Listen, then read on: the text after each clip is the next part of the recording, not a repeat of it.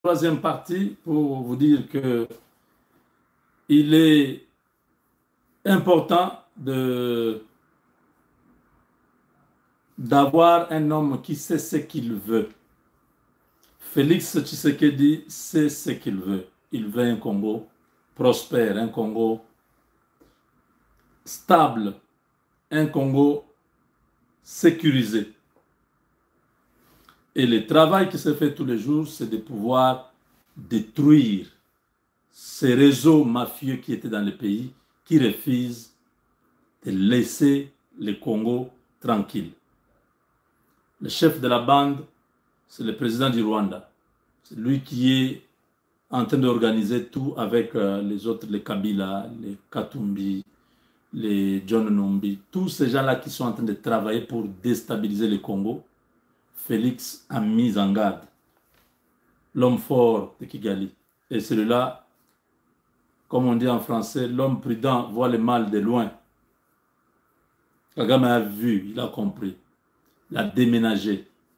Il est dans une résidence secrète, loin de Kigali. Mais au fait, ça c'est un petit problème. À l'aide de la technologie aujourd'hui, il n'y a personne, à moins qu'il ne vive plus au Rwanda. Mais s'il est toujours au Rwanda, là où il est, il ne peut pas manquer les valises satellitaires, il ne peut pas manquer les électroniques, il ne peut pas manquer des choses qui peuvent donner des indications qu'il est là. C'est un président de la République, il doit être en mesure de communiquer même dans les bunkers, même au sous-sol. Il doit être en mesure d'avoir l'Internet, avoir mesure d'avoir la communication. Il ne peut pas se cacher. Parce que la menace est sérieuse. Yuma Bara Yanke, c'est la menace que vous avez entendue à Bukavu. Parce que Yanke na plan na ye, Yuma pe na plan na ye, et Yuma na plan na ye wana Bara Yanke. On a dit biso ki ozaka na esprit à Hitler, au Koufanet Hitler. C'était simple. Vous avez entendu autre chose. Moi, j'ai entendu comme ça. Hitler se croyait invincible. Il croyait avoir des savants autour de lui qui montaient des stratégies. C'est vrai, il avait quand même fait un grand exploit avant d'être complètement anéanti. Le Rwanda d'aujourd'hui, c'est un Rwanda pauvre, où les banques ont fermé, où où la crise est en train de s'abattre sur toute la région.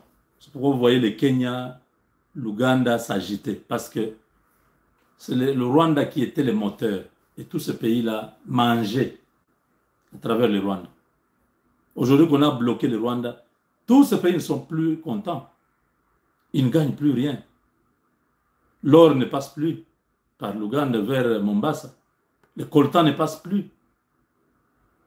Le café ne passe plus. Les bois ne passent plus. C'est devenu un sérieux problème.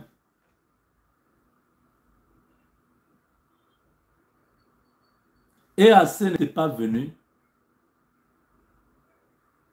pour nous aider. EAC, c'était les grands formats de l'armée rwandaise. Ils étaient venus pour aider le Rwanda. Mais Totimbeli Bango, on a ouvert l'œil et les bons à temps.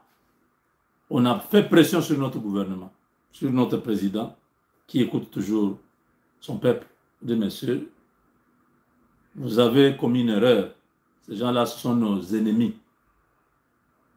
Vous pensez que c'est le Rwanda qui est notre ennemi? Non. L'Ouganda que vous avez appelé, c'est le frère du Rwanda. Le Kenya, c'est le frère du Rwanda. Donc, vous avez un conglomérat de frères qui sont déjà chez vous, mais vous refusez un de leurs. Vous attendez que les deux autres frères puissent taper les frères là. Ils ne vont pas les taper. C'est leurs frères. Ils ont même dit, c'est notre frère, l'enfant de Museveni nous a dit plusieurs fois que nous ne pouvons pas combattre M23. Ce sont nos frères. Je pense en ce moment-là, quand le président a entendu le fils de Museveni parler, dit Jean-Claude Moubenga avait raison. Ces gens sont les mêmes.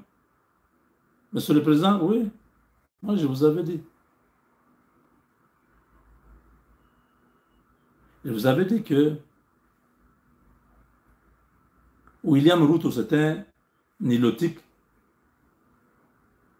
du Kenya. Uhuru Kenyatta était un Bantou. Mais que ce soit tous les deux challengers là aux élections, que ce soit l'opposant là, c'est qui? Raila Odinga. Raila Odinga et William Ruto, tous deux, viennent de tribus nilotiques. Donc, Kagame, c'est leur cousin ou leur frère ou leur... Quand on a entendu ces éléments-là, bête faux. Vieux, changer plan. Félix Aoulinini, il était vieux, changer plan. Topola. Bah, toi, on a une équipe Mogo. Juste au bête, on a 11 joueurs, bah, on va dans 33 joueurs. Le match est déséquilibré. Arbitre peut à côté là-bas. C'est ça le problème. L'arbitre, c'est la communauté internationale. Arbitre à côté là-bas. Non, non, non, non, vous êtes 11, 11. Je dis non. On voit 33 joueurs de l'autre côté. Je dis non, il n'y a pas 33. Vous avez vu 33 où? Mais ne comptez. Ils sont 33 sur le terrain.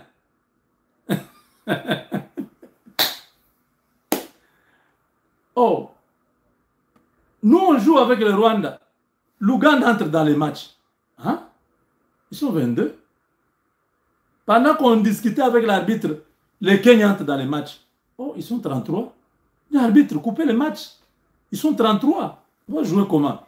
Il dit non, non, non, non, ils sont 11. Non, non, c'est 11 joueurs. Vous devez jouer. Triste, hein? Communauté internationale. Mais sanctionner ces gens? Non, non. On ne peut pas sanctionner. C'est ça l'hypocrisie de l'arbitre.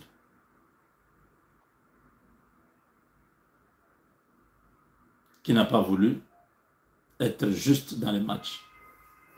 Paul Kagame ne dort plus chez lui depuis la nuit d'hier. Si ce n'est pas à tout moment, quand est-ce que Félix va exécuter sa parole d'éliminer Hitler? Maintenant, on l'appelle Hitler. Hein?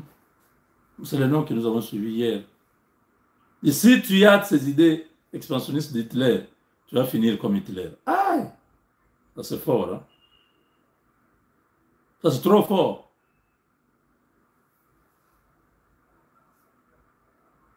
Donc, même si c'est encouragé comment, depuis hier, fait plus confiance ni à ses militaires, ni à l'endroit où il dort.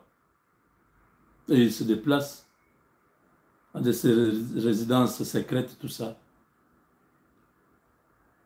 Parce qu'un Sukkot, il peut venir seulement laver sa résidence là. La résidence où il est toujours content, là où il reçoit les gens, il montre sa grandeur. Grâce à ma force, j'ai bâti tout ce que vous voyez. Non, vous n'avez pas bâti. C'est l'argent du Congo.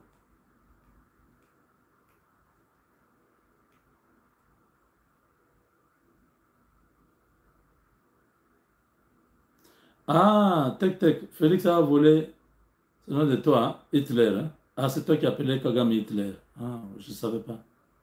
De toute façon, ça ne fait rien, ça ne change rien, n'est-ce pas?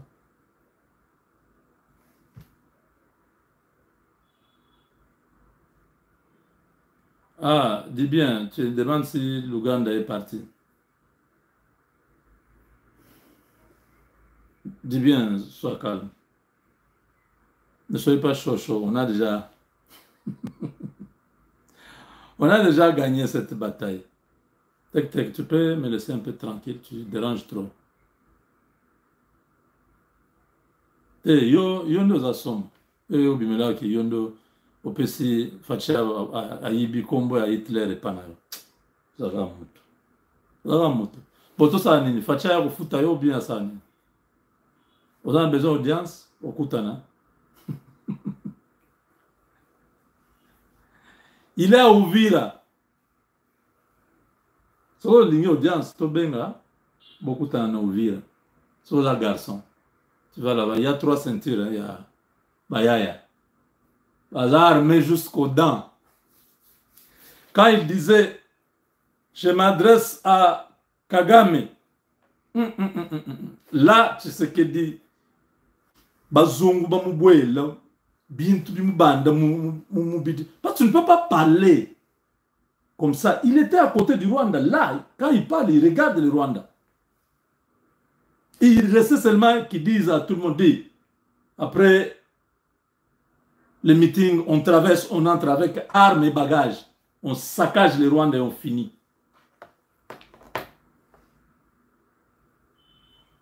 Voilà, Kagame a fui. Il est en train de chercher où dormir cette nuit. Avec Dieu, nous vaincrons.